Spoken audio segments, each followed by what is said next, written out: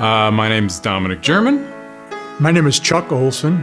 My name is Brian Ward. I am the Chancel Choir Director here at North Park Covenant Church, and I've been doing this job for 5 years. I am retired choir director of the Chancel Choir. And currently my title is Music Ministry Coordinator and Organist. And as of this year, I'm also the Bell Choir Director. I started in 1982, and I went to the year 2013, and then came back in January of 2016 through May of 2017. I've been on the music staff at North Park Covenant Church since 2008. I work with the children in Sunday school. I sometimes do children's choirs. I work with the bands and musicians to lead worship, and I accompany the choir, and so I do all kinds of things, and I love it all. I would think it has to start with my dad, Oscar Olson, who was the choir director here from 1939 to 1969. He succeeded Anders Voss, who originated the choir in 1912.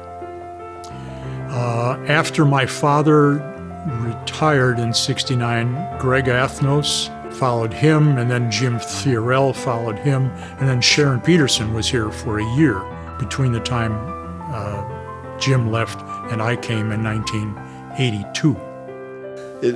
It's kind of interesting that of all the choir directors the church has had, I have sung with all but one.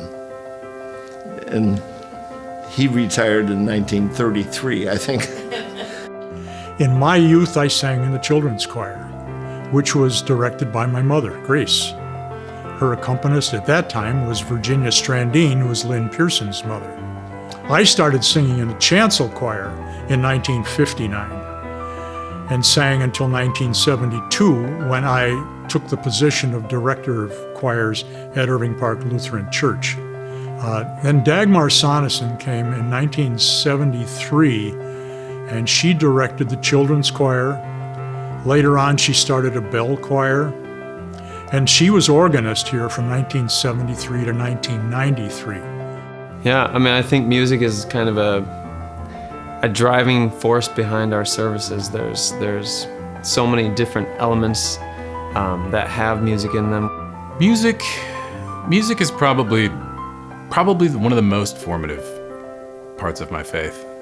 When I think about worship, I always think about music. And I think hymns are very important. They are an archive of the Christian witness and testimony through the ages. I have memories of when I was younger, like 12 or 11 at like retreats, and there was a song that I remember just really touching me. And if it was just the words, it wouldn't do the same thing. Because there's something in this that's appeals to the human condition, or to just what it feels like to be sad, or to be happy, or to be struggling with something. One example that I like to use is "Of the Father's Love Begotten," number 174 in the Covenant Hymnal. This text was written in the 4th century, and the music was written in plain song in the 13th century. So this is like, as I said, an archive. It gives life to the church's confession and theology over the years. Actually, when I choose worship music for a Sunday, I often look at the texts and I think about hymns. The music that I choose for prelude, offertory, or postlude, almost always one of those three, or sometimes two of them, or maybe sometimes all of them, are tunes of hymns. And I do that because for so many people, hymns are so important. But it's just the fact that the hymnal is so full of scripture in song form in a way that moves you. I mean, when I think about the last 10 years and how things have changed since I've been organist and music ministry coordinator, I think things have changed a lot. The pandemic really cut things short. And for a while there, it was hard to think forward, to think about what the possibilities were. It's kind of a new chapter for the choir in many ways. We've lost some people, but we've also gained people. And we're not starting from square one. We're building on what we had, and it's exciting to just imagine what we could be doing a year from now, 2 years from now. And, the time I sang with Oscar and with Chuck, I mean, it just doesn't get any better. My hope is that choirs will continue.